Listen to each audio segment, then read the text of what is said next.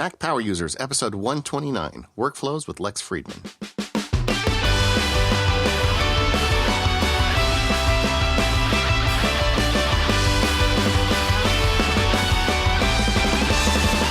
Hello, everyone. This is David Sparks. Along with me is Katie Floyd. Hi, Katie. Hey, David. And today we've got a special guest, Lex Friedman. Welcome to the show, Lex. Thanks so much for having me. I'm excited to be here. Yeah, well, you know, I've got this secret crush on you. I even arranged. So secret. I even arranged for a date at Macworld. I wrote him in advance. I said, "Can we get together? I'd like to talk to you." I just think, Lex, the stuff you do is really cool, and I'm really glad you're on the show. For those of you who don't know Lex, shame on you. He is a writer at Macworld who has just a senior writer, I believe. That's right. That's right. You guys have so many titles over there. I get really confused when I start hearing them. So I just call you a writer, if that's okay. But really what Lex is for me is a trusted voice. I think the stuff you put out is always very interesting. And sometimes they're very funny stories about just stuff that's happening to you in relation to technology. But it's also, it's very good, well-reasoned opinions, and I enjoy it. But you also do a lot of other stuff. You're a man that wears many hats. You are the host of the Unprofessional podcast, which is a fantastic podcast. We're going to put a link in the show notes for people. I think you should go check it out. Thank you. And you're an author, and unlike these guys who are only capable of writing books about technology, like me, and you do that. I mean, you have the iTunes Match book out and a couple other books. But you've also really got interesting titles out there. You've got the Snuggie Sutra, which is, I don't even know how you came up with the idea for that. I'm not sure I want to know, but it is family safe, right? Of my two non-tech books, I would say that's the one that I don't leave low enough for my kids to reach. Oh, okay. No. I think it's safe enough for work. The Snuggie Sutra is, of course, it's the Kama Sutra, but with Snuggies. And the Snuggies in the book cover anything that you wouldn't want people to see. Yeah. But, I mean, it's still a guide to, Kama Sutra style things. I'm learning things just looking at the cover. So that's all I'm going to say. All right. And your other book is... I think Katie just blushed. We're moving on. The other book is the took 4 years. This is why we don't do the show in person. It took 4 years, but we pulled it off. That was one of my goals. All right. I feel like I've brought you down to my level now. I feel much more comfortable. Okay. Well, at least we're there together. And then the other one is The Kid in the Crib, the Dr. Seuss parody. That one. Yeah. Yeah. That one's family friendly. It's it's not for kids, but that one I can read it to my kids and not be worried that they're going to get traumatized. Yeah. Well, Lex, in addition to all this stuff, you're just a big Mac nerd like the rest of us. And it's true. And so you're doing all these things. You're producing podcasts and writing and your many things. And I thought it would be fun to talk about how you pull all this stuff off. So tell us what you do and how you do it. Well, first I should, say thank you. You said many nice things about me now, and I'm glad I paid you to do that. I would say that the vast majority of the writing I do, whether it's, the fiction humor books or it's the tech writing for Macworld or anything else, happens in BB Edit because I'm not too original. And I think that the number one reason I rely on BB Edit for all of those things is because it stays out of my way, and it I don't know. It stays out of my way, and it's powerful enough to do the things to my text that I want to do.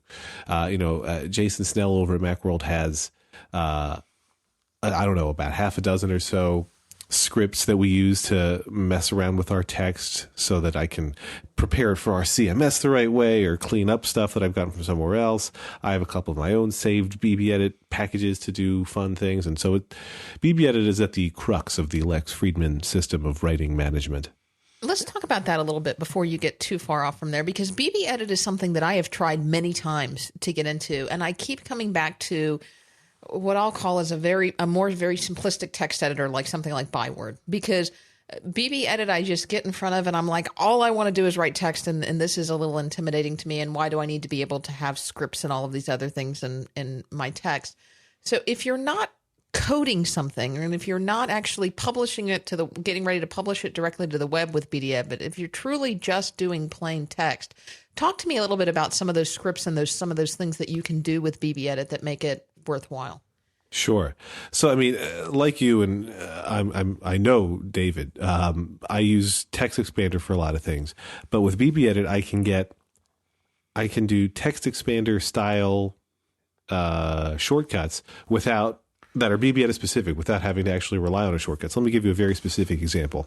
Sometimes I'll use a Text Expander shortcut that takes the link that I have on the clipboard and I type href and it puts the A link tag, it puts the link in the right place, and it has the cursor in between the A tag so that I can type whatever the link text should be, which is great. But more often, I figure what I'm going to write first, and then I know where the link should go. And there's no great Text Expander way to take already typed text and highlight some and put a link there. But BB Edit has perfect means of doing something like that. So I have a little shortcut where I can highlight the text, and I hit my own specified shortcut of Shift Command A, and it takes the highlighted text and immediately wraps it in A tags with the link that I have on the clipboard. That's, a very tiny and specific example, but it's one that I use when I'm writing for Macworld, which is a link-heavy kind of writing. I use it a dozen times a day or more because it's just such an efficient way if I've already typed something to avoid any duplicate effort, because I can just hit this little shortcut and BB Edit makes it super easy to put that thing in, and then it's done. Let's stop right there for just a second. Now, are you doing that in HTML or Markdown? I tend to do it in HTML. BB Okay. Edit can handle either way. I am not a huge Markdown fan. Okay. Macworld loves Markdown, but Lex Friedman And we're does done not with this love now. Markdown. Thanks, Lex. Bye. Yeah. No, I'm just kidding. I'm no, sorry. I get it. Yeah, because you kind of grew up in HTML, so you're already there. It's the ultimate goal of Markdown is to put out clean and efficient HTML. But if you already write in clean and efficient HTML, why put that intermediate step in? Why have to learn something else? Sure. Right. And, we get a lot of Markdown from other writers, and that's fine, and I can handle it. And like I mentioned before, another BB Edit package that I use constantly is this one from Jason that converts Markdown into HTML that we're ready to just drop right in. But I don't know. For me, I have to do a double translation in my head to do Markdown because I know what it's going to translate it to. And like you just said, David, I can't say I grew up using HTML, but I came up with HTML from its infancy, I think. And so I got comfortable enough in it that learning Markdown seemed like learning an extra foreign language that I didn't need. Yeah. Sure. See, and I'm just on the exact opposite of that spectrum because I really had no interest in HTML when it was happening.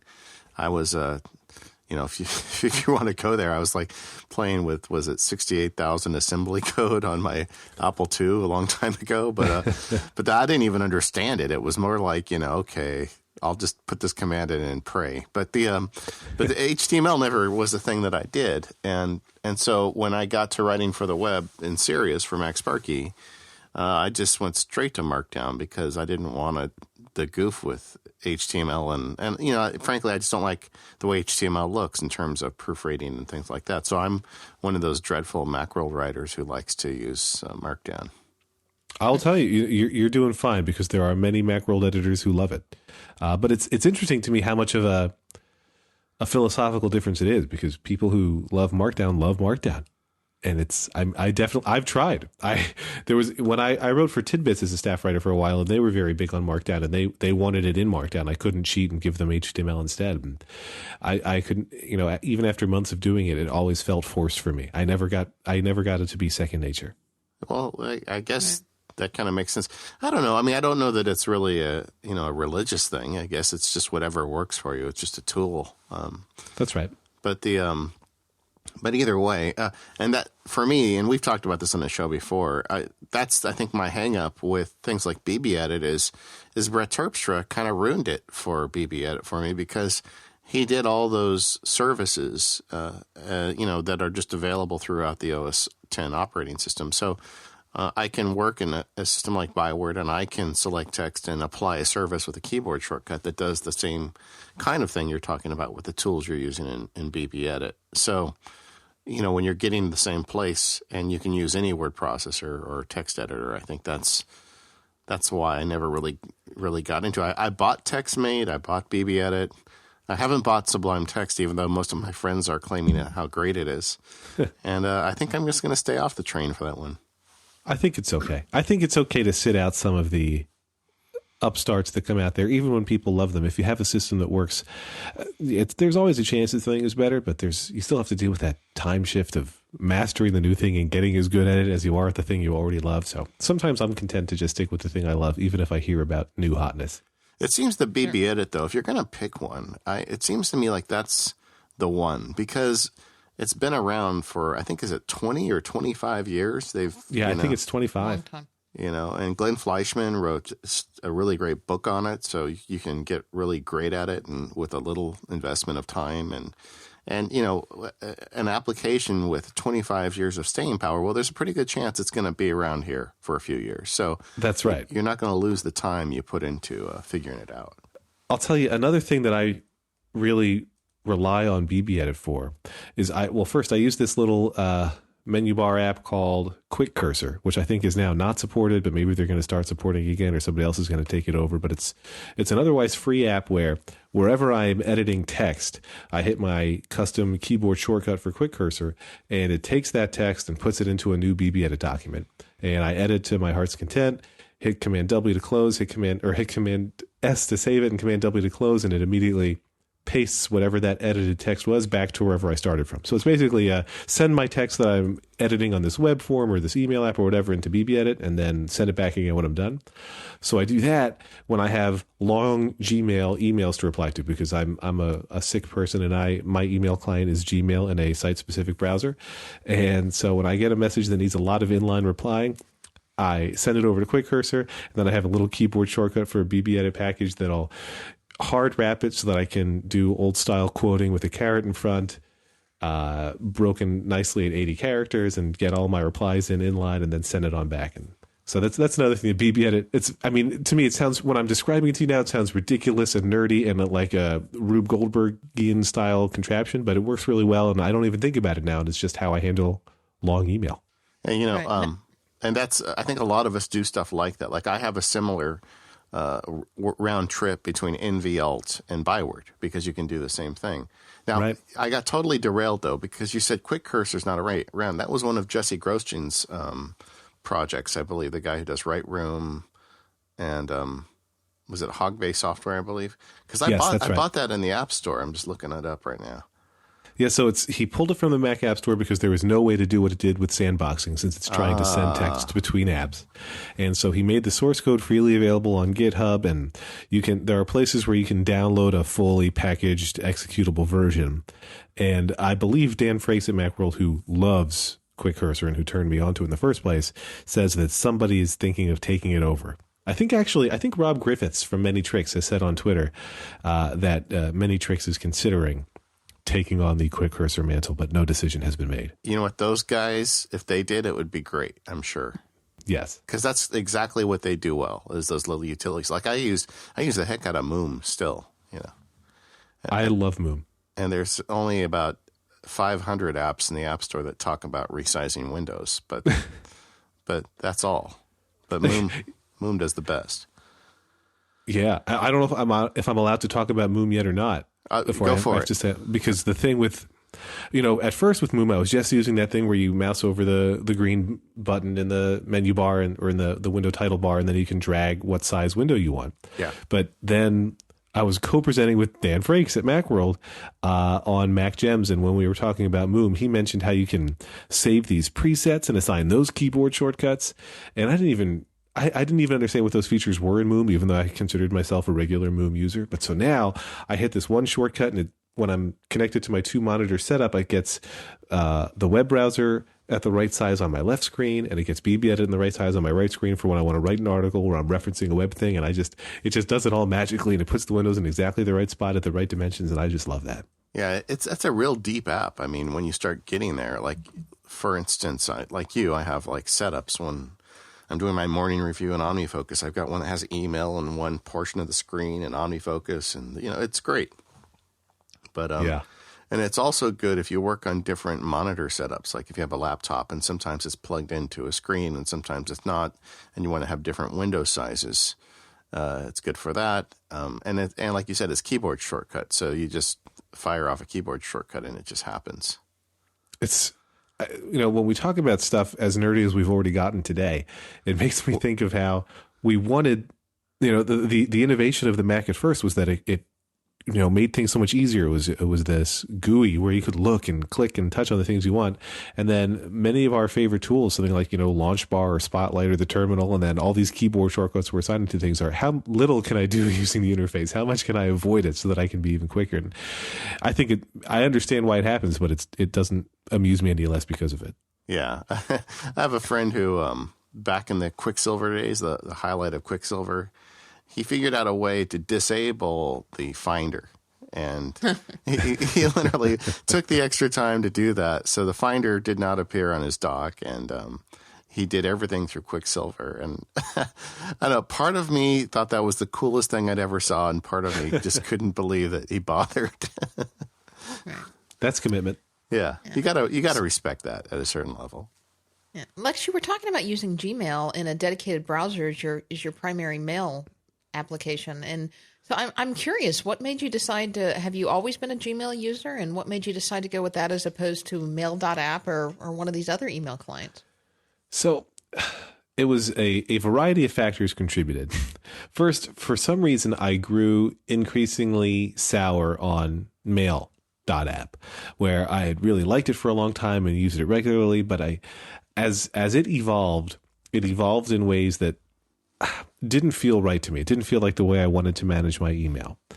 And I wanted something that, for me, one really minor but specific annoyance is with many email clients, and Mail is far from the only one that does this, is, to even though it infuriates people like, I don't know, Merlin Mann and others who don't want you to use your inbox as your to-do list, I end up leaving messages unread if I haven't acted on them in my inbox.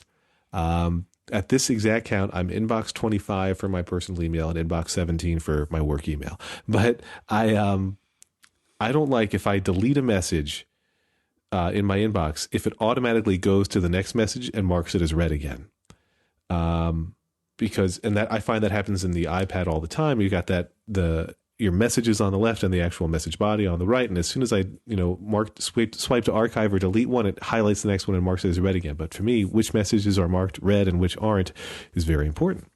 And I've discovered that Gmail on the web, since it only has, in its default view, it only shows a list of messages and then it's a separate screen to see the message content. It doesn't have that problem. If I archive or delete a message, it simply goes, the next message in my list is selected but not yet opened and thus not marked as read.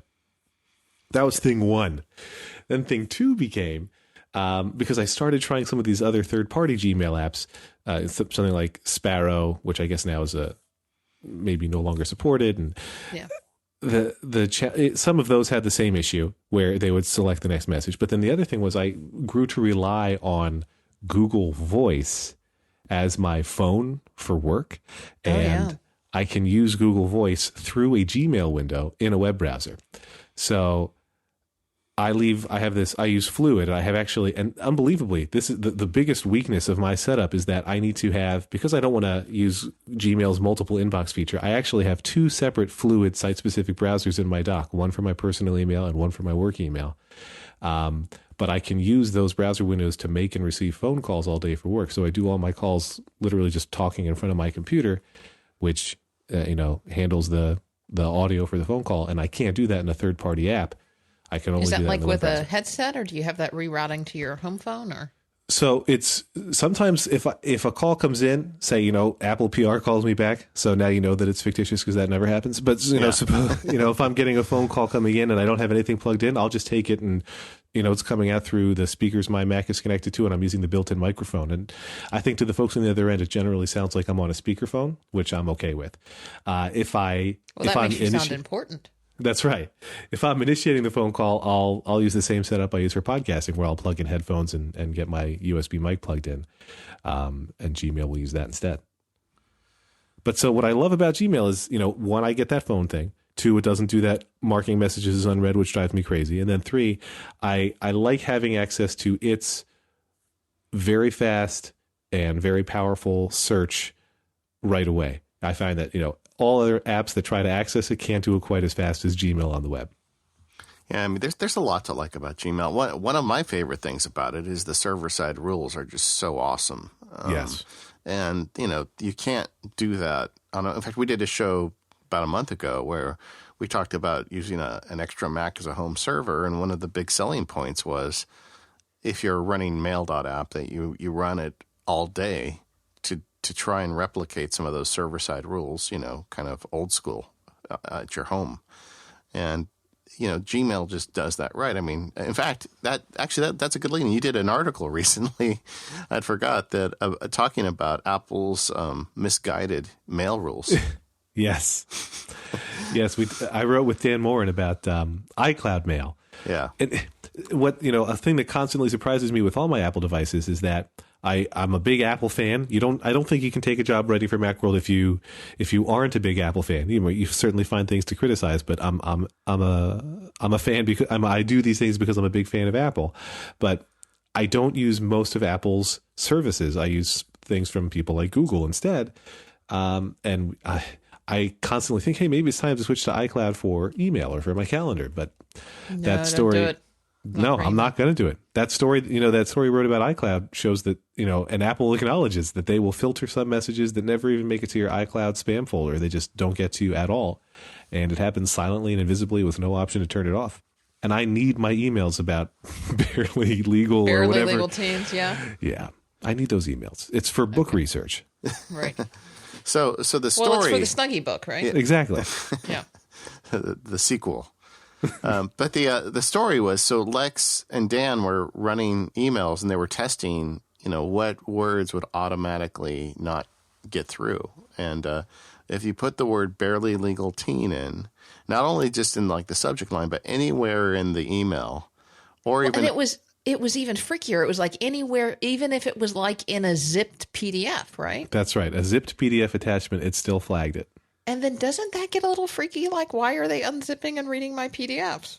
Right. And the question is, barely legal teens is the phrase that people have discovered happens. And realistically, it's a reasonable phrase to block unless you're trying to send emails saying, hey, let's write a story about this barely legal teens issue, and even that email won't get through.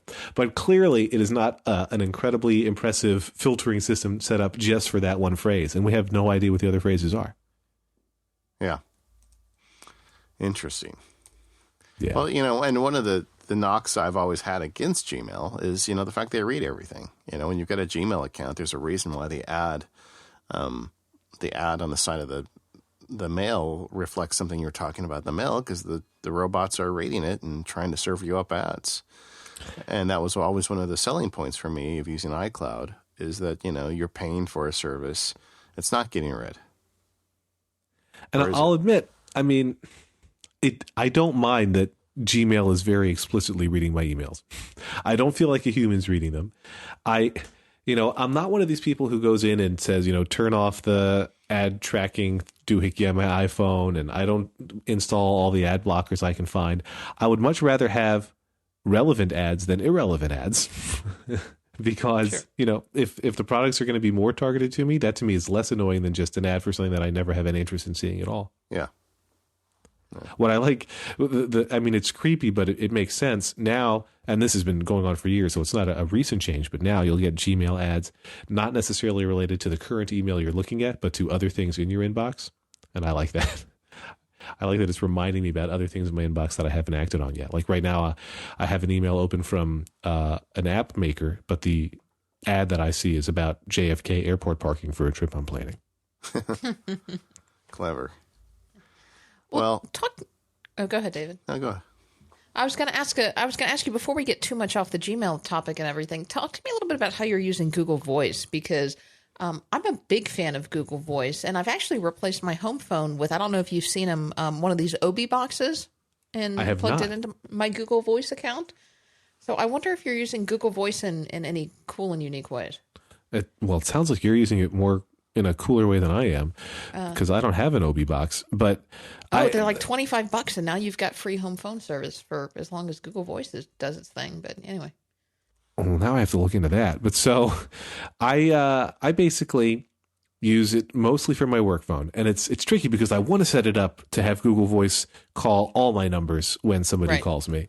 Right. But since I'm giving out that number more and more, I don't want my home phone to ring for work calls. I don't want it to be annoying to my wife. So I only have it ring my cell phone simultaneously. And then it rings in the Gmail web browser window. Right. So if you're sitting at your computer, you'll see it, and then your cell phone will ring. That's right. And I guess just a quick recap for people who aren't familiar, Google Voice is, I guess we'll call it like a virtual number that when dialed, you can then set up to do specific things, and such as simultaneously ring other numbers like Lex has it set up, or you can do some very specific call filtering and call blocking and things like that. So like you could have put one, Katie, that says if you get a call David from Sparks calls. Yeah, exactly. Straight to message. Straight to, or just block. Give them the busy signal. Give them the do not disturb. Or you could have as I recall, you could even have a specific message for me. That's right. True. Yeah, like if I've got to give David a very specific message and I'm afraid I'll miss his call. What I also appreciate is that I can screen incoming voicemails. An ability that we have lost mostly in the answering machine era. But so if I'm getting a call from an unknown number to my work number, I can hit screen first. And then if it's a PR pitch, I just let it stay on voicemail. And if it's, some person I actually want to talk to, you can just jump in and say, "Oh, I'm here." I mean, then they immediately know that you were screening their call, but I'm okay with that. Yeah. I mean, it's pretty powerful. I think that's right in the same vein as Gmail mail filtering. It's call filtering. That's right. And, so it works with text messages, and you also get the perk/amusement of Google attempting to transcribe your voicemails for you poorly. Yeah. And I would say that's like a running gag for a lot of people. Yes. And I also paid the $10 to get a custom phone number. So the last 4 digits of my Google Voice number spell out Lexi, Lexy. So all I have to do is try every other possible permutation, and you might call me. There we go. But that's essentially it for how I'm using it. I have it, ring to my phone. Usually I'm too lazy on my iPhone to launch the Google Voice app before I make a phone call. So most of my outgoing calls just come from my cell phone number if I'm using my phone. If I'm using the Mac, then it comes from the Google Voice number. But I basically just use it so that I don't have to tie up my home phone or my cell phone for work calls. Yeah, I've used the texting feature some. When I use it basically as my number that I give out to most people. In fact, it's now the default number that I'll give out to people instead of giving them my cell phone number, because I'm trying to transition people over to it. Yes. Or when I'm not a huge texter and or iMessenger or whatever, and I really want those messages to be from people that I really know and people I think text, and I don't know. So I will sometimes give them out that message, and I'll get messages from people on that number.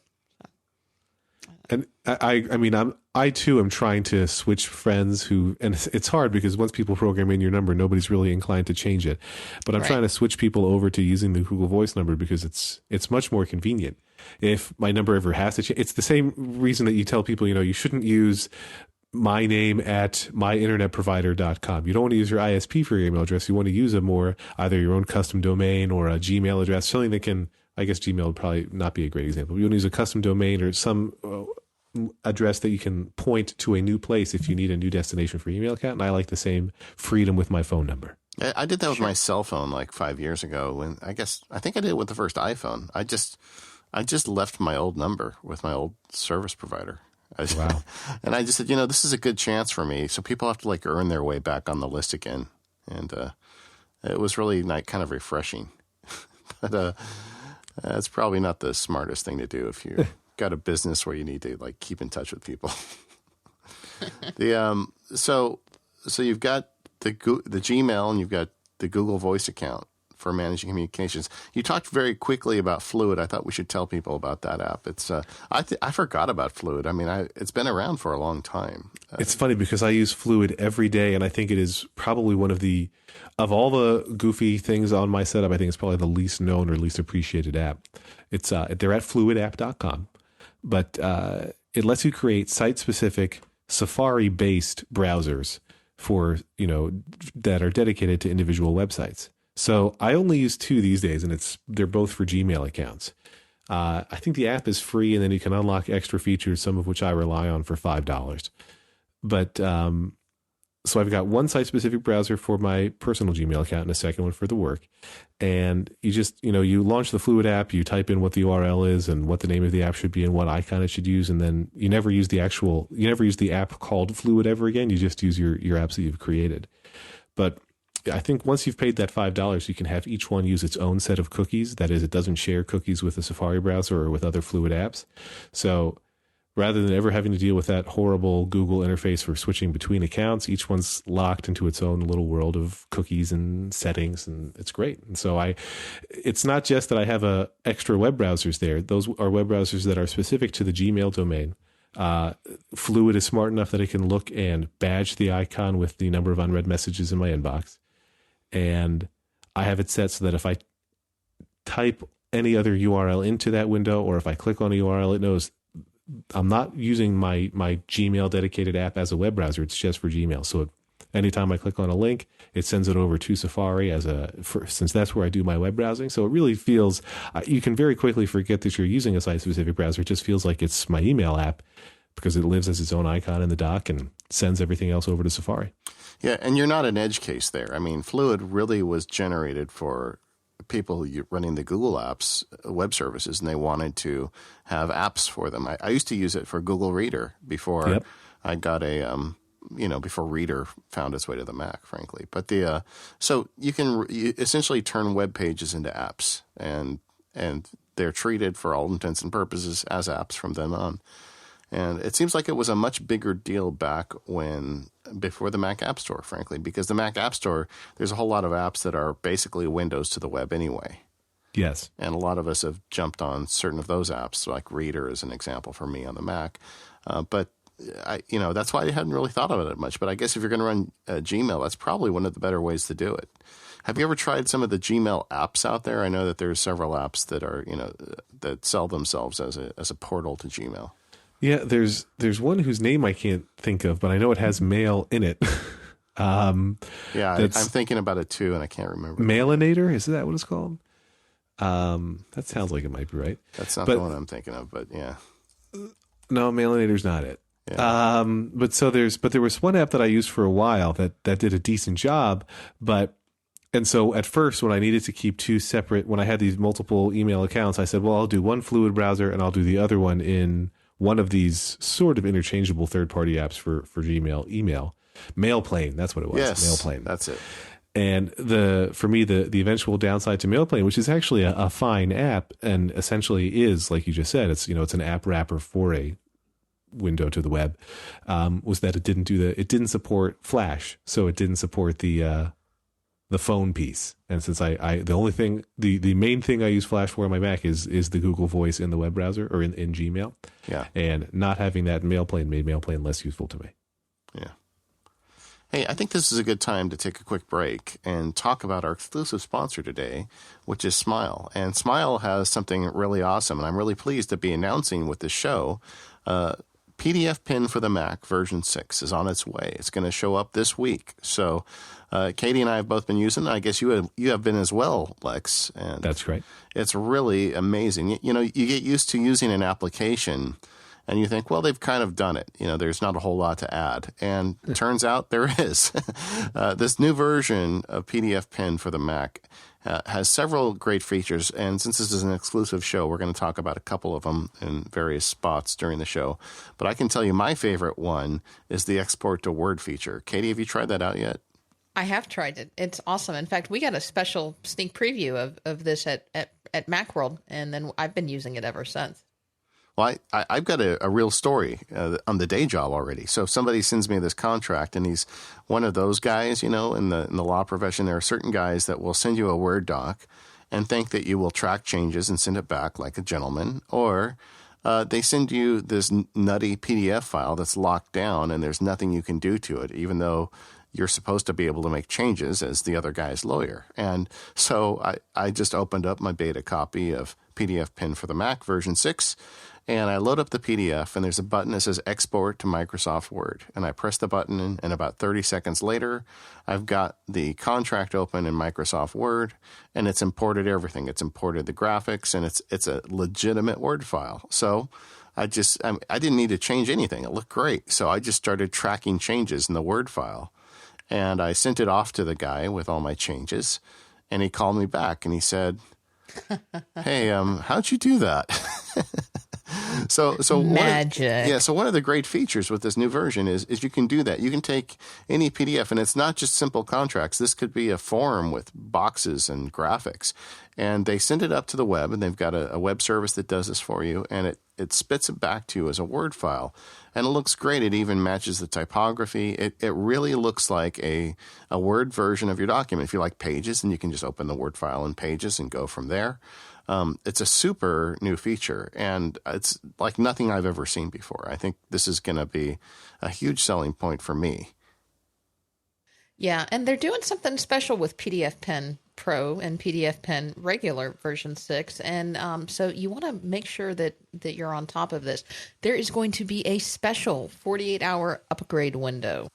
And it's happening this weekend. So here's what's going on, and you want to make sure that you don't miss it. So PDF Pen version 6 and PDF Pen Pro version 6 is going to be released on March 19th at 9 a.m. Pacific, subject to Mac App Store approval, of course, because we're pre-recording this.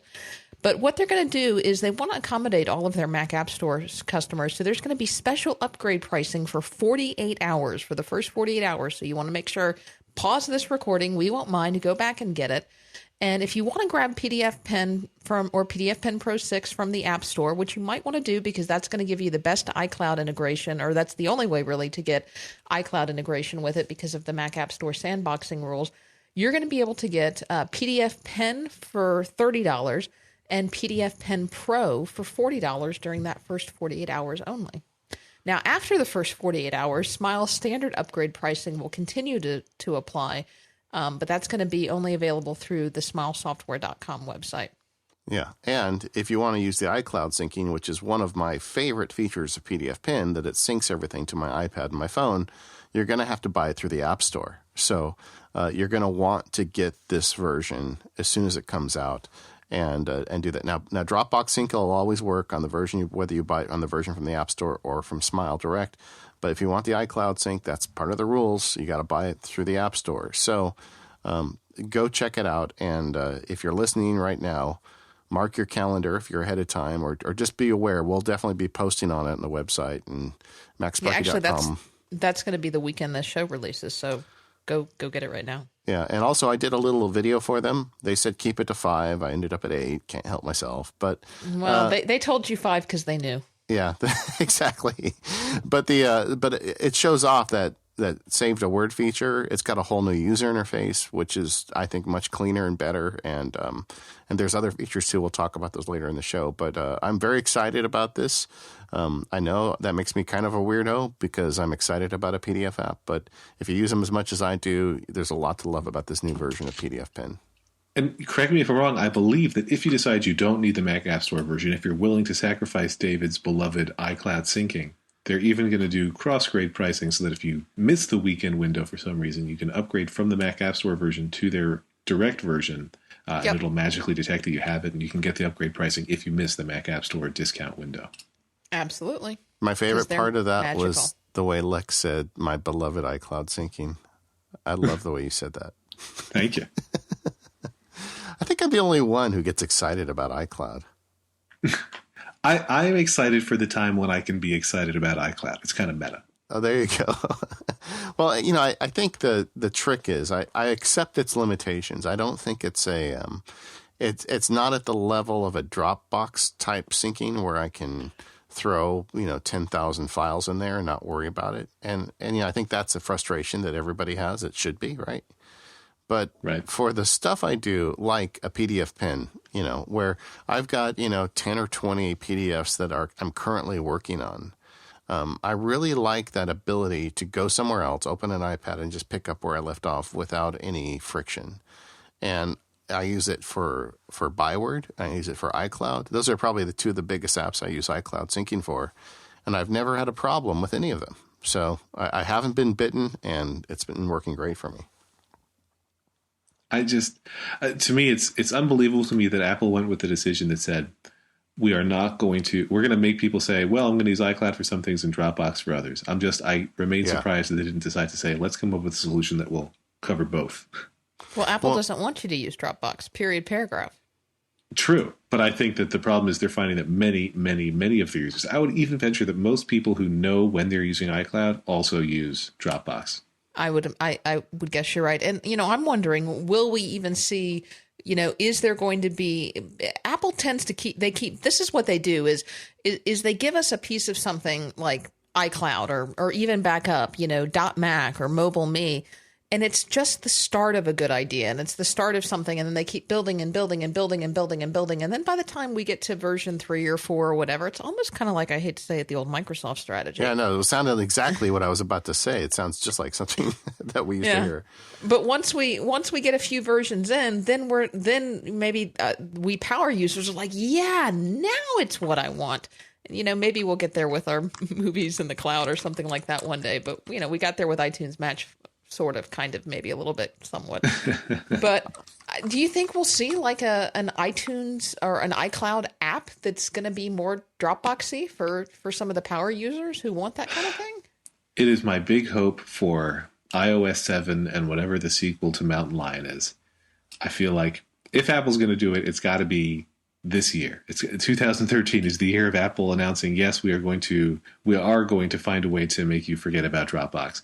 And it has to be more reliable than iDisk. It has to be as reliable as Dropbox. It has to be as seamless as Dropbox. I don't care necessarily. I imagine that it would have some kind of Windows version, since iOS is multi-platform or appeals to people who use both platforms. But I don't care if I can't use it to share as easily with Windows using friends of mine. But I feel like that's the way they're going to do it. Is they've got to have an iCloud app on your iOS device that you can open and see all the files from all of your apps. And if you choose to open a PDF that you created in PDF Pen and you want to use it in preview on your Mac, you should be able to do that without any extra work. It should just be available to you. And Apple could find a way to, I think, to keep the simplicity it loves from its current, this document is stuck in this app foundation of iCloud. It could find a way to keep that as the default mechanism, but still give power users a way to say, hey, I want to import. I want to cross-import this file that I created in one app and use it in another. And I feel like there's a way that they can make it happen. No, I totally agree. And I think that's a really good way to do it, is just to have an app. And you could have an app on the Mac as well. Exactly. Because they don't want you in the Finder. That's clear. That's the reason why they're not using a Dropbox model. And that's not an entirely irrational decision. I know a lot of people that don't listen to shows like the Mac Power Users, that when you talk to them about the Finder, the little happy face icon, that they throw fits because they don't know what's going to happen. I was just talking to a friend about the Windows Explorer because I was trying to help her out with the PC problem, which I wasn't very good at, by the way. But either way, she said, last time I opened this, I wrecked my computer. Wow. Because you move stuff around in there and things break. So I understand why they're trying to avoid the Finder, but this artificial limitation of single app really hurts it. And to the credit, some developers have really attached that and have aggressively developed for all platforms to take advantage of it. But it really, I don't know that that's the long-term solution. I think I'm with you, Lex. I think there should be a separate iCloud app. I honestly, I'm perhaps naive. Perhaps it's just sometimes when you want something so much, you wish it and you lose sight of reality. But I think it's going to happen. I think this is the year that Apple's going to say, okay, quit your whining about iCloud power users. Here's your devoted iCloud app, and here's a way that you can do maybe not everything that Dropbox can do, but enough that you won't be constantly thinking there is no reason to use iCloud if I have Dropbox as an alternative. Yeah. And we've had guests on the show who go out of their way to avoid iCloud and talk about these terrible things that have happened to them trying to use iCloud. And frankly, we've talked to developers who say, actually, we've heard both sides of that story. We've heard some developers say that it's easier to use iCloud to implement it, and some say it's easier to include Dropbox. But I know Dropbox is not sitting on its laurels either. And in a lot of ways, they stole, Apple's lunch with this whole thing, because they were the first ones to get out there and have the APIs for the iOS, because Apple didn't deliver a cloud-based file system with the device. That's right. And I believe just a couple weeks back now, Dropbox has their new sync API that's aiming to make it even easier for developers to plug in on iOS and even Android to avoid using iCloud for more kinds of data syncing, to make it even easier to get your app using Dropbox for syncing. So clearly Apple's not going to hurt. Even if developers avoid iCloud or use it only begrudgingly, the company will be fine. But I think Apple would like to own this space more than it does. Yeah. And, they're not used to not being the winner. That's right. Well, I want to talk a little bit about, while we're kind of on the theme of sharing documents, I know that you work from home, you work for Macworld, you're on the East Coast with me, and then it seems like the whole rest of the tech world is over there on the West Coast with David. How does that work logistically? How do you get your assignments and share your documents and, really telecommute cross country? How does that work? So I'll give you a much broader answer than you need, or I'll give you more context than you need, which is that I started working from home in 2006 when I still lived in LA working for various internet companies. And I never suspected that, in 2013 I would still be working from home, even if it's a different home. But, the first thing for me was making sure that I had boundaries, work-life boundaries. So starting very early on in 2006, when I first was working from home, I always said, I'm going to start working at this time and I'm going to stop working at this time. I'm going to do my work each day. I'm not going to do all the things one could do working at home. I'm not going to be in front of the television or goofing off for 3 hours in the middle of the day. I wanted to actually do my work and be available, because I've worked with people who work from home, and I don't know, maybe not everyone is as harsh and quick to judge as I am, but if I am instant messaging you and you work from home and you don't answer within a minute, I assume that you were off goofing around because you're in your house. And I wanted to not be that guy. I want to answer you right away. So that was the first thing, is I'm at my desk during my working hours. But Macworld loves having East Coasters. I'm on the East Coast along with our senior editor, Dan Morin, and associate editor, Serenity Caldwell. They're in Boston. And Macworld loves having East Coasters because it means that nobody has to wake up at 5 a.m. Pacific time to start covering early morning news and press releases and things like that. Since we're up, we can, Apple tends to release press releases when it has something that's not worth a formal event, but is some kind of announcement. They'll do those at 8 or 8:30 in the morning, and having us available and ready to write those, Macworld likes. So for collaboration, most of the stuff we do, for assignments, I have broad areas I'm supposed to cover. Dan Morin and I are supposed to cover news. I review things like health accessories and AirPlay speakers and things like that. So for generally speaking, there's always a ton of hardware in my office. Right now, I'm sitting at a desk that's covered in Bluetooth and AirPlay speakers, all waiting to be reviewed, along with some iPhone accessories. Anytime I have nothing else to do, I know I can just grab a box, open it, and start testing out a new product. But for everything else, I have a tremendous amount of freedom with Macworld, which is great and makes Macworld an incredible place to work for, because I do things like tutorials and op-eds and, news stories. But in terms of what is due when, I have very few specific rules. They know that I'm going to keep writing stuff, and that I'll have editors come to me and say, hey, would you like to write about Siri productivity tips? And I thought, hey, that's a good story. And it was so good that Dave Sparks linked to it after it was live. But most of the time it's just when I have something I want to write about, I write about it, and that's it. I would say the biggest thing I use for real-time collaboration, we use HipChat as a chat room for everybody to be in from the Macworld team. And then Dan Morin and I often might be stretching it, but we intermittently co-write articles. And when we do that, we actually use a Google Doc, because we found nothing that's better.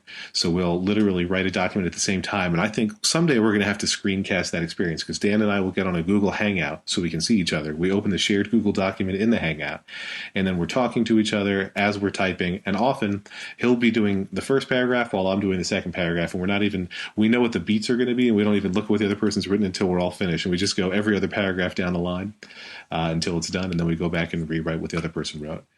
And that's the main stuff we use. Other articles I write, I send emails or instant messages when they're ready for somebody else to edit, and that's it. The Google Documents as a collaboration tool is, I think, universally used by any guest that we've had that talks about this stuff. David Wayne wrote a movie with it, with his co-writer when they were on different coasts. I wrote a book with Brett Terpstra with Google Docs. It seems like that's the one place everybody agrees to go because it's just rock solid. And the text isn't very pretty, but it's a good way to collect it. Katie, have you ever used Google Docs collaboratively? Oh, yeah, absolutely. Yeah. I just don't think there's even really another solution out there. I mean, Apple's not capable of doing what Google Docs can do. There used to be something that I used more, and I think it was type it with me, I think it was typeitwithme.com or typewithme.com. And it was the people, there was a different name for it before. And it was whatever company that Google acquired when they built Wave. But there was some company, I think it was an E, I just can't think of the name, but some company that did not just what Google Docs does, but actually showed you word by word who wrote what. Everybody had their own background highlight color. And Daniel and I used to do that, but then they shut down. It's like Pirate Pad, though, is what came out of that. Yes, Pirate Pad is. They open sourced the thing that did it, and Pirate Pad is now one of the people that uses it. Right, yeah. Etherpad, I think, is what you're. That's right. You're right. Etherpad was the original. But then Pirate Pad, I thought, shut down too, didn't it? No, I think it's still around. We actually use loaded a version of it right now to do the. We do meeting notes for my Mac user group in Pirate Pad. I'll have to bookmark this now because this is what Dan and I used to use. We used to use various Etherpad clones after Google shut down the original. Yeah. Interesting. So you will if you've got an assignment that you're working on solo just by yourself, you'll end up writing it in BB Edit, and then do you upload it to some service and someone else copy edit it or we just so Macworld has a custom built CMS, and I'll take a finished story. I use one of Jason Snell's scripts in BB Edit to prepare for the CMS. I paste it in, and then it's available to whichever editor needs it, and I can send an email or an IM and tell them here's the link, and they go do their thing. When we were at Macworld, you were talking to us about your not just standing desk, your treadmill, treadmill desk. We had Clayton Morris on right after I talked to you, and he's a big treadmill desk user too. I did not know that Clayton uses a treadmill desk. I mean, he's like serious. I mean, Clayton follows me on Twitter, and he tweets about my articles from time to time, and I really appreciate it. And I had no idea that he uses a treadmill desk. Yeah, well, you guys inspired me because you were telling me about it, and then Clayton was talking about it. So I've got one now. We got on Craigslist. We got ourselves, a not very fancy treadmill, but it goes enough to walk on. But I put it downstairs by the TV, so I make my kids walk on the treadmill while TV's playing. It's kind of like the rule. And that's nice. And I've been using it to work with the iPad. Like I'll walk and hold the iPad and I can do some basic work. But I still am having trouble figuring out how I'm going to do this treadmill desk. And actually, like you guys have got a desk on your treadmill and you're just typing as you're walking, right? So I started out, I have a standing height desk and I have a treadmill that's specifically built to be used with a treadmill desk. And meaning it doesn't have arm rails or any handlebars or anything. And it's got a wire that connects the control panel. So the control panel sits on your desk, and the desk is, at the right height to stand at. And if you need to hold on anything, you hold on to or lean against the desk surface. But I started out really slow, 1 mile an hour. And eventually I was at 1.1, 1.2 and felt that was fast. And then at one point I inched it up to 1.3 or 1.4 and felt like I was going crazy. And really what happened is I was using a Fitbit in my pocket while I walked. Yeah. And I found more and more treadmill desk friends who were also using Fitbits. And some of them were just blowing me away with their numbers. And somebody said, I'm doing 2 miles an hour. I'm doing 2.5 miles an hour. I'm like, that's impossible. You can't use a computer 2.5 miles an hour. And so one day, instead of incrementing up in 1/10 of a mile, I said, I'm going from 1.5 to 2.5 and see what happens. Yeah. And it's been fine. I mean, there was a period of adjustment where you have to get your fine motor skills back in terms of your gross motor skills and make sure your body can handle it all. But after a couple of days, I can type. When I'm seated, I can type very fast. When I'm on the treadmill at 2.5 miles an hour, I can still type very fast, but slightly less fast. I go from about 125 words per minute to about 110 words per minute. And it's great. I walk all day when I work. It's always weird for me when I do podcasts because I sit down, and I'm rarely in my office sitting down at this point. But I love the treadmill desk because I hate exercise. I have no interest in taking time out of my day to do exercise. And this way I can feel like I'm moving my body and avoiding an overly sedentary lifestyle. And I don't even notice it because I'm working while it happens. So we had a lot of people ask about how you built your treadmill desk, and because you can buy them pre-made, and they get quite expensive, but or there's kind of this whole roll your own treadmill desk where you get a slightly used treadmill and maybe you take the arms off and maybe you put some 2x4s on the top and create a desktop. Which route did you go? So I had a standing height desk that I had sort of assembled myself. So I had a seated desk, and then on top of that I had put a bunch of IKEA shelf toppers, and on top of the shelf toppers were cardboard boxes, and on top of that was my computer. So since I had a setup that I felt could get me at standing height, I did buy a true desk treadmill from treaddesk.com. And I've now tried 2 treadmill desks in my day. I've had the treaddesk.com treadmill, and I also have one that they still have not picked up that I reviewed for Macworld and Tech Hive called the Lifespan treadmill. And that one has Bluetooth integration, which is terrible. Wait, Bluetooth in your desk? Bluetooth in the treadmill. So Okay. The treadmill can report back to an app that you run, an Adobe Air app that you run on your Mac that logs your total miles walked and things like that.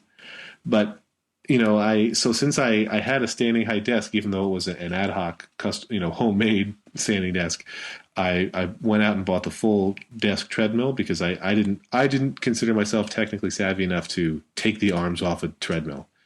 But eventually, when I started working for Macworld, they have an ergonomics HR person who saw a photo of my setup and said, no, the cardboard boxes are not going to cut it. This man needs an actual standing height desk. So I have one from beyondtheofficedoor.com, and it's, a fine, tall desk. And so that my current setup is now a true standing height desk. And I'm a tall guy, and the treadmill adds several inches to my height, so it has to be a very high standing desk. My wife can literally stand under it. So it's a true standing desk and a treadmill built for that purpose. And I love them both. Now, when I look at treaddesk.com and I'm looking at the picture of this, lady standing at her desk walking on her treadmill, I get there are probably all kinds. This thing literally looks flat on the floor. I mean, most treadmills I'm used to at the gym, you step up, maybe 4 to 6 inches on. And the picture you're describing, very flat. The picture you're describing is tremendously misleading. It absolutely looks like it's flat, and it is not flat. I don't know if they do that on purpose or if it's an honest mistake or what. I like my treadmill. I hate that photo. People always think it's going to be flat. I thought it was going to be flat. The other big problem with that photo is that the woman is at a horrible angle. Her laptop she's looking down at her monitor screen, and it's got to be up high at straight ahead eye level. She's going to develop a crick in her neck if she does more than pose for this picture. If you click on the products tab on treaddesk.com, you'll see other photos that better reflect how high off the ground it is. It's only a couple of inches, but it is not flat on the ground the way that one photo makes it look. Yeah, so probably not as high as your typical gym treadmill, but definitely a height too.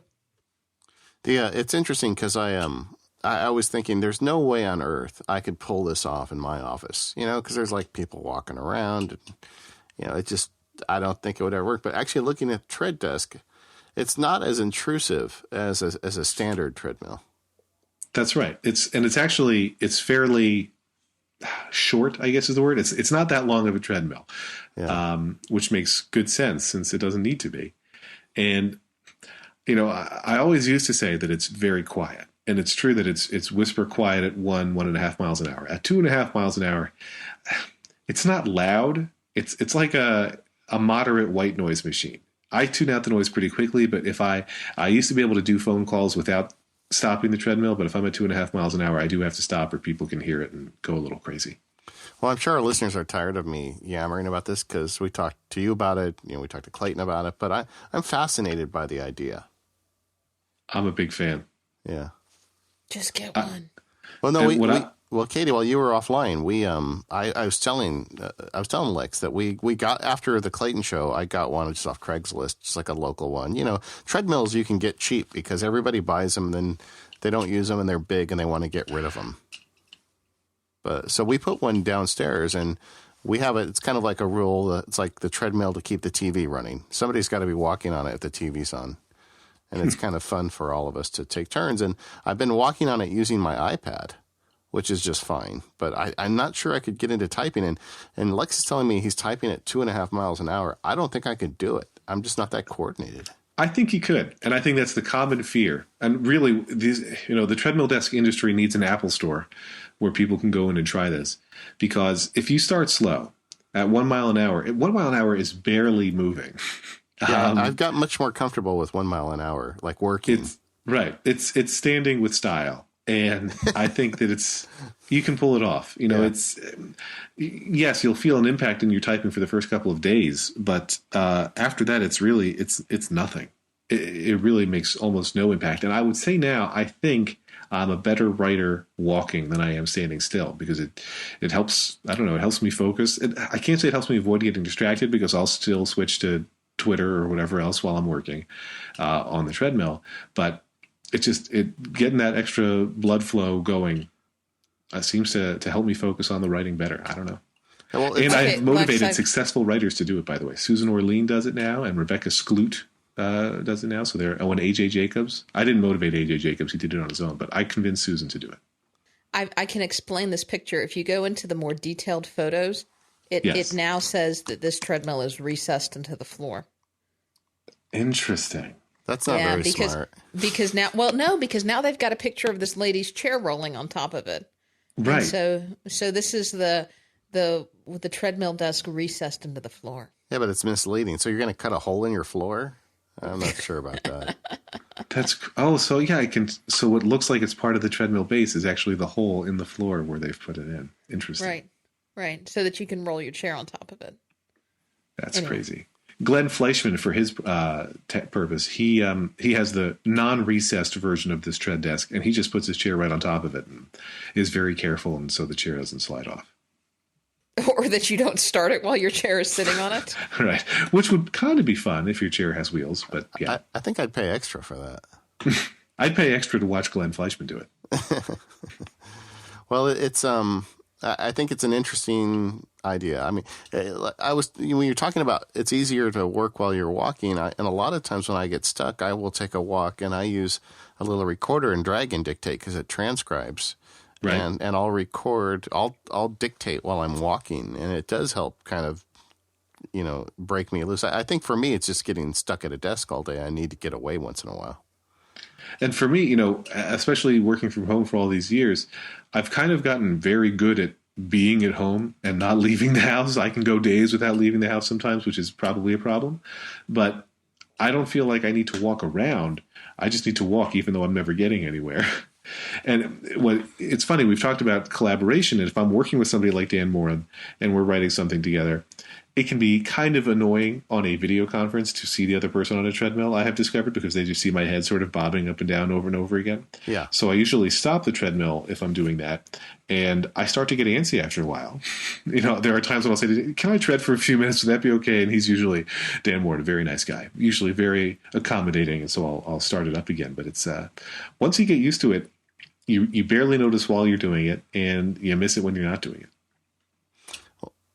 And also, I would guess you'd get winded if you're on the phone talking and moving at any clip, right? I would say no. I would say for the first couple of days at a new speed, I would feel exhausted at the end of the day. But you're still, even at 2.5 miles an hour, it's not very aerobic. Yeah. So I don't think it's taking my breath away on a phone call. Yeah. But I mean, really, once I got to 2.5 miles an hour for the first couple of weeks, I would say by the end of the day, I would sit down on the couch with my wife to watch television or something. And at 8:45, I'd say, okay, I'm ready to go upstairs now. But I have gotten over that. It's just, your body adjusts. So what are you doing now? Like 30 miles an hour? What are you doing? No, 2.5 just might be the max. I don't think I could handle the treadmill getting louder. And I think that every once in a while, this is terrible, but if I'm looking at the Fitbit.com rankings and the people who crush me every day because they walk nonstop, and I'll take a break for lunch and I work normal hours. But when I see that I'm close to passing somebody on the list or close to being passed, I might say, hey, I'm going to take the treadmill up to 2.6 or 2.7, and it never lasts for more than a couple of minutes. I can't. Once I'm going past the 2.5 window, I can't type. It's like the wall. You hit the wall there. Yeah, and I'm fine with that. How many steps do you do in a day, Lex? Because I'm happy if I hit 10,000. I'm guessing you're like lapping me. So yeah, I would say that most days I'm hitting. I'm looking at my average on Fitbit.com right now. My average is somewhere between 20 and 30,000, usually around 27,000 steps a day. It's usually about 10 miles a day, sometimes up to 14, depending on how much I stop. Nice. I'm still not sure I could pull it off in my office. But I like the idea. And looking at this tread desk, I can see why. It's not cheap, though. Was it $1,000? It looks like. Yeah, it's about $1,000 or so. Yeah. But hey, David, maybe if you get one, maybe that's how you'll get to work from home. Yeah, there you go. Yeah, just make them so miserable. They're like, maybe that's right. Just go home. Hey, we should talk some more. We should take a break here and talk about Smile a little bit more in PDF Pen Pro 6. And, David, I was so excited because a couple of weeks ago, well, maybe not quite, I got an email from Greg at Smile. And they have added to the latest beta of PDF Pen 6, and it will be in the final version, the feature that I have been bugging him about for years and years and years. And I think it's called, if you look in the documentation, the Katie Floyd feature. That might come out before it hits final production, but I hope not. And it is the ability to automatically redact information via AppleScript. And so PDF Pen has always had this great feature where you can find and redact data, which is wonderful where if you're going through documents and maybe you're going through your bank account and you want to send it, but you always want to redact the last couple of digits of your bank account, or you've got tax information, you always want to redact your social security number. And that's great and it's wonderful, but you would always have to do it on a document by document basis, and you would have to open up the documents and do a find and do a redact. And with all of the automation stuff that I like doing, whether it's using Hazel to automatically file an OCR and do all of that kind of stuff, I wanted a way that I could automatically search and redact my PDF documents before I put them into my document management system. So I wasn't really comfortable with putting, say documents that had my social security number in it up into Evernote, or documents that had my full bank account or credit card number in them up into Evernote. So now what you can do with this search and redact feature is that you can add redaction via AppleScript to PDF Pen Pro version 6. So it's a very short, just about 10-line AppleScript, and I'm sure we'll write it up when it's available. But what you can do is you can now, with a quick AppleScript, redact a specific string of text automatically. So I can tell you this is getting added to all of my Hazel scripts so that I can redact certain strings of text from my documents before they get uploaded to Dropbox, before they get uploaded to Evernote, or any of those other types of cloud services. And I feel like I'm going to be able to upload more documents to these types of cloud services. But I get that not everybody is as geeky as I do, and maybe they don't want to upload those kind of documents, or maybe they don't automatically want to redact information from their documents. I get that's kind of a niche. So the other feature of PDF Pen Pro 6, and there are a lot of them that I've been interested in, but the other feature that I've really been digging recently as we've been testing out the beta is, for a while in PDF Pen Pro, you've been able to create forms. And I've been doing this a lot in my law practice, going through and creating forms for clients, client info sheets, and for different areas of the law. This is the information that I need. You can fill this in and send it back to me, and creating forms out of this kind of stuff so that I didn't have to try to read everybody's handwriting. But I've got a lot of these forms already created, like in Microsoft Word templates with fill in the blank. And with PDF Pen Pro version 6, they have a one-button easy feature where it will automatically find the fields in a form and create forms for you. So before, it wasn't that difficult. You had to go and you say, okay, well, this is a text form. Well, this is a radio button. Well, this is a drop-down form. And you had to tell everything what it is. But it is pretty darn smart in being able to look at your form and tell you exactly, okay, this is the kind of field I think this should be. This is the kind of field I think this should be. I think this should be a text field. I think this should be a button field. And you can go back and change it if it makes mistakes, which isn't very often. But those have been two of the newest features in PDF Pen Pro version 6 that I have really been digging. In addition to the export to Microsoft Word feature like you, there is so much in this new release. I've just been thrilled, and I know Greg's very happy that I won't be bugging him for automatic redaction support. You'll find something new. It's okay. I'll find something new. There you go. Yeah, and overall, though, I mean, you've got a new user interface for both versions. The save to Word is on both the standard and the Pro version. auto form generation will require the Pro version. So this is all the more reason to get in there early when they have that 4 to 8 hour sale and just buy the Pro version. It's less than you would pay for the standard version once it goes on to the regular price. And it doesn't matter whether you owned it before or not. We're all going to benefit from, this kind of crazy App Store stuff where you can't sell upgrades in the App Store. So they're just going to put it on sale for everybody. So if you haven't yet, this is a chance to go in there. I'm going to put the screencast in the links to the show notes here. And I'll definitely be writing it up at MacSparky when we know it's on sale. We think it's the 19th, but, it's kind of hard to predict. And everybody, go get PDF Pen. This is your chance. Yep. And thanks to Smile and everybody there for all of their hard work on PDF Pen and PDF Pen Pro version 6. And thanks for continuing to support Mac Power users. Yeah. Great sponsors and great people and just a great new product. And, I was thinking that Apple script, we'll move on, but just that Apple script you were talking about, one of the best ways to implement that is a text expander snippet with a fill-in. There you go. Yeah, and you can fill in different things depending on what you want to. Yeah. Well, I mean, like if you wanted to do Social Security number, but it was a different number every time, you could make a text expander snippet and have a fill-in form and just type in the Social Security and it would, hunt and redact for you. Right. Or sometimes it's got dashes. Sometimes it doesn't have the dashes. It depends. Yeah. Anyway, so Lex, what's in your menu bar? What are the little things you're using to get by with all this work you're doing? So the first one is Bartender, which I'm going to guess you both use now. Am I right? Yeah. How can you not? So Bartender, of course, to manage all of the other icons that are in your menu bar. I think that was like my favorite app of 2012. I mean, it made me so happy when I got it installed.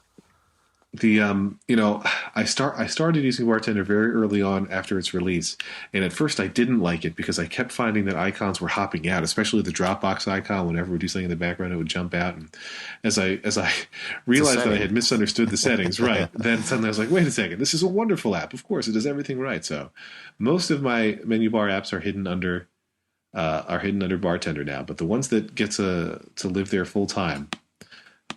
In my actual menu bar right now that help me with my work. I already mentioned Quick Cursor. I use an app called Take 5, which I think is for people who have exactly my brain and my weaknesses. Take 5 is from the Icon Factory.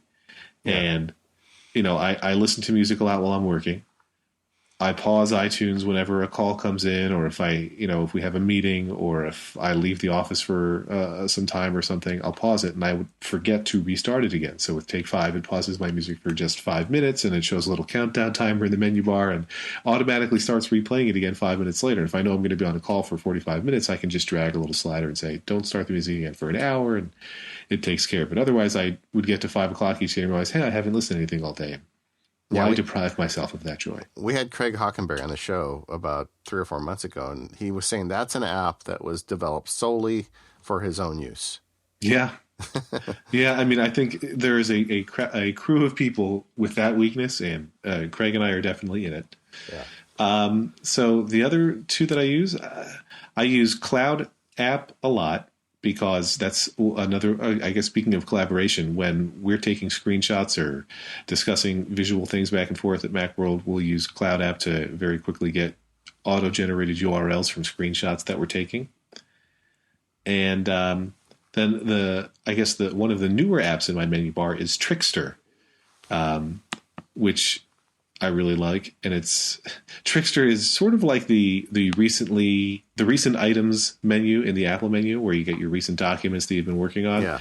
But it's much smarter than that. It's got custom filters, and it can show documents by type. It can show applications by type, and you can set up filters. So, any recently changed. It's sort of like also the all my files view in the Finder and Mountain Lion, where, but it's just very smart and searchable. And if I'm I happen to work on a lot of stories at once sometimes, and being able to very quickly get back to those files from that menu has proven very useful. Even if I only use it once or twice a week, it's totally worth it just for that one or two pick-me-ups, that efficiency boost that it provides. Yeah.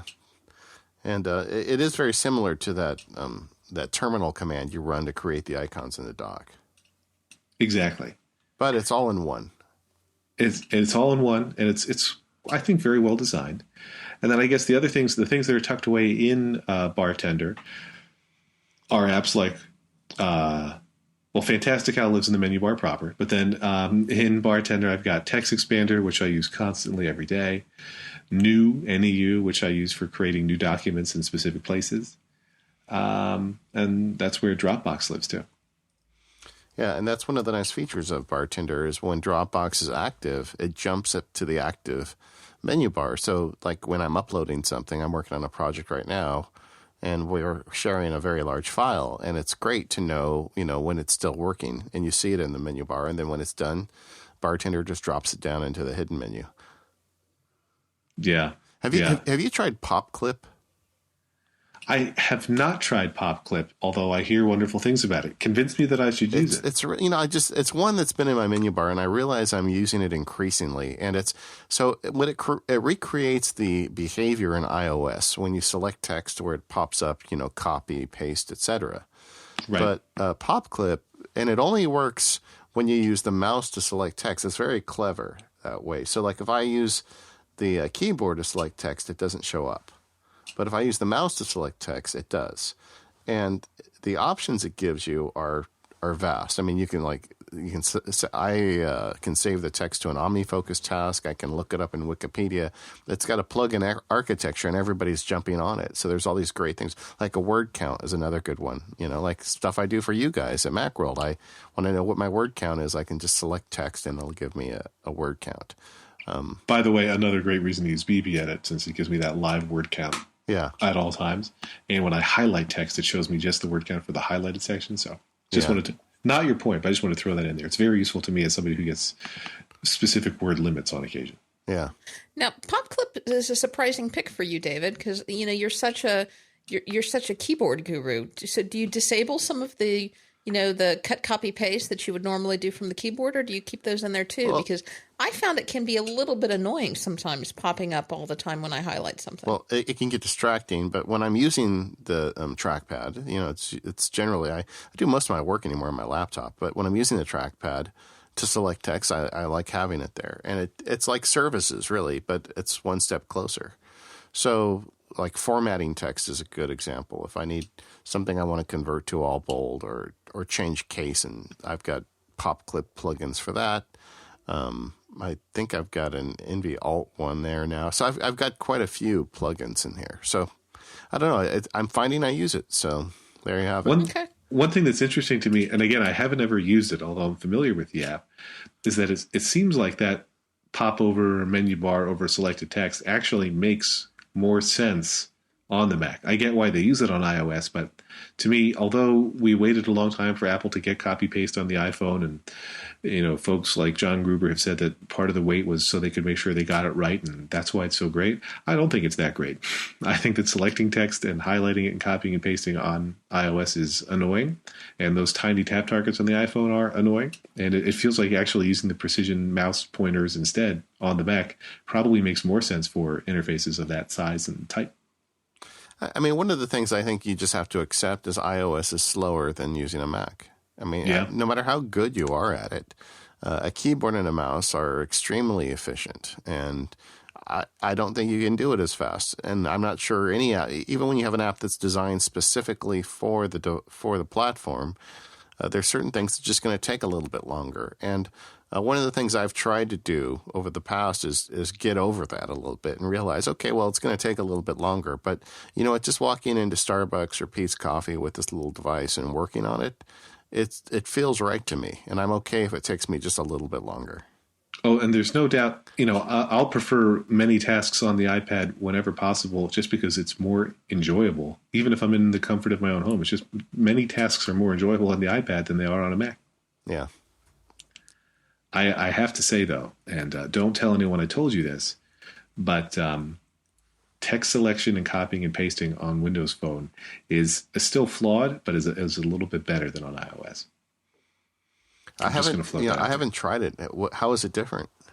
Well, I'm spending a month with a Windows Phone from Macworld right now. That's I have right. no iPhone available. That's right. You just posted your second week, right? That's right. I saw that today go up. And so, for one, you tap and hold, and instead of getting the little loop, you get the actual I-beam cursor. And as you're dragging, you see exactly where the I-beam cursor is going to go, and that's what you're dragging around, which makes good sense. And then instead of having those tiny copy-paste tap targets, you get there's an extra button that appears to indicate take this selected text and copy it. And it's not right by the text, it's nearer the keyboard. And then once that's there, the fact that there is something on the keyboard means that extra tray stays above the keyboard whenever you're in text editing mode, so that you can press another button to paste whenever you're ready. So you don't have to get you don't have to wait until you've gotten to the right spot and done an extra tap to get the paste button to appear. It's just there as long as text has been recently copied onto the clipboard. They're minute differences, but they work well.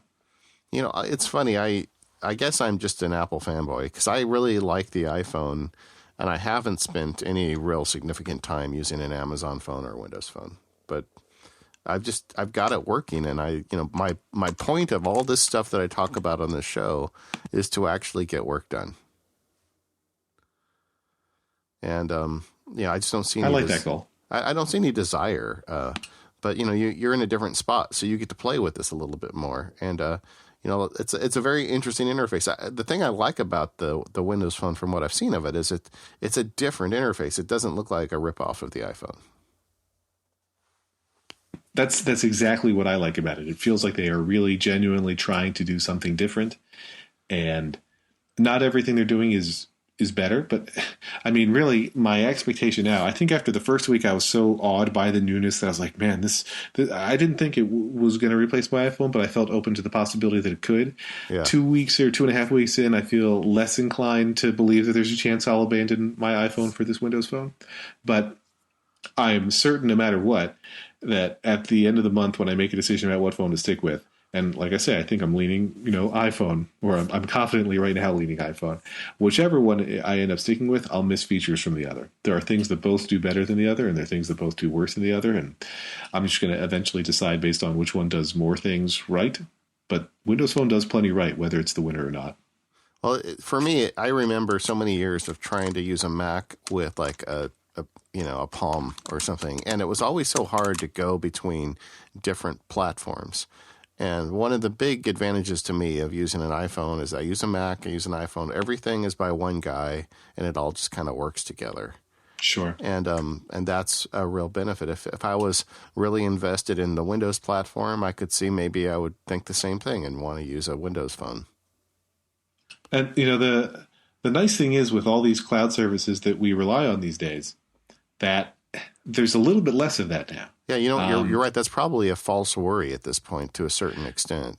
Exactly. Like I didn't have to change anything on my Mac to get the calendar, email, and contact syncing because those were all Google powered. So I just logged into my Google account and the Windows Phone had all my meetings. Now, the annoying thing here is that since it's Microsoft, they want me to use live.com, which I think they own, for calendars. Yeah. And so every time I go to add a new calendar event, I can't seem to get it to change the default calendar. There's no setting for that. So each time it says, oh, you must want to put this on your live.com calendar. And I say, no, I don't even know what a live.com calendar is. I'd like to put it on the calendar with all my other stuff instead, please. But with that minor annoyance aside, it's they've got a syncing app. It's a Windows Phone app that exists in the Mac App Store, and I was as surprised as you are. But you install that app, and it's not a great app. It's not impressive or anything. But you install that app, and it can copy iTunes playlists, and it can it asks the right questions. It's a clunky app, but it says do you want to sync podcasts? Do you want to sync movies and TV shows? And which of these playlists and artists and albums do you want to sync? And it's it feels a little bit cobbled together, but it works. And I miss things like iTunes Match. It's when you get to the really niche Apple-powered stuff that you can only get on the iOS that you start to feel that, man, I'm missing out on the benefits of having a single ecosystem. Yeah, my family is really deep in this photo sharing now. Because we all have iPhones, and it makes it really easy when we have family events, and that's something I would definitely miss. But, just the idea, as you explained it to me, I was sitting here thinking, so here's a guy who works on a Mac and is largely invested in the Google, cloud services for pretty much everything from what I'm hearing. Right. And he's using a Windows phone. And the fact that you can even do that is something. Yeah. We live in the future, and I really like it. I mean, you're right. I would never have thought to say, hey, I'm going to spend some time with a Windows Phone I'll be really frank, if I had to pay for it. But the fact that Microsoft said, sure, we'll send it to you because we think that, you're going to like it and we'll get good press attention out of it, is what made it possible. But the fact that we can do all these things and that you can use those three competitive platforms together in a fairly seamless way and get started pretty quickly is astonishing. And what's really surprising about it is that despite maybe their best efforts, it really works pretty well. The default email app on Windows Phone is subpar, and it doesn't offer any kind of Gmail archiving option. So if you delete a message, it actually goes into the trash. So it's not perfect, but the fact that I can instantly get all of those accounts set up, including contacts and calendars and everything, it's got the same data. And I know that tweaks I'm making now, I've added contacts on my Windows Phone. They're going to show up on my iPad, and they'll show up on the iPhone if I switch back to that. It's very, very close to magical, and the fact that it all can work is pretty exciting. You hear about people saying how, that which platform is going to be the big winner, and everybody always wants to apply the old Windows Mac analogy, and it's just not true. We live in a multi-platform world, and it seems to me that, we're never going back to a 98% winner. Right. And I don't really care. I mean, I think Apple's making plenty of money.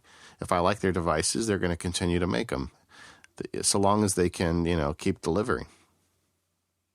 And I like their chances. Yeah, I think they're okay. $100 billion in the bank or something. I think they're fine. Yeah. In fact, that's another article. But the Lex, we're hitting an hour and a half, which is the magic hour, right? We always say we're going to go an hour, and we get to an hour and a half. But just it happens. The last part, and I hope I'm not intruding. You tell me, and we can stop if I am. But when we were at Macworld, you said something to me that I thought was really inspiring. You were talking about how you were very successful in the web business, the things you were doing, and then you came over to Macworld several years ago, and you said, "Hey, I know what the price of happiness is," and I thought that was really amazing. So you took a job that paid less, but did what you were really passionate about, and it's clearly working for you. Yeah, you pretty much nailed the story. I don't know what you want me to add, but like you said, I was working at some large internet companies, and internet companies.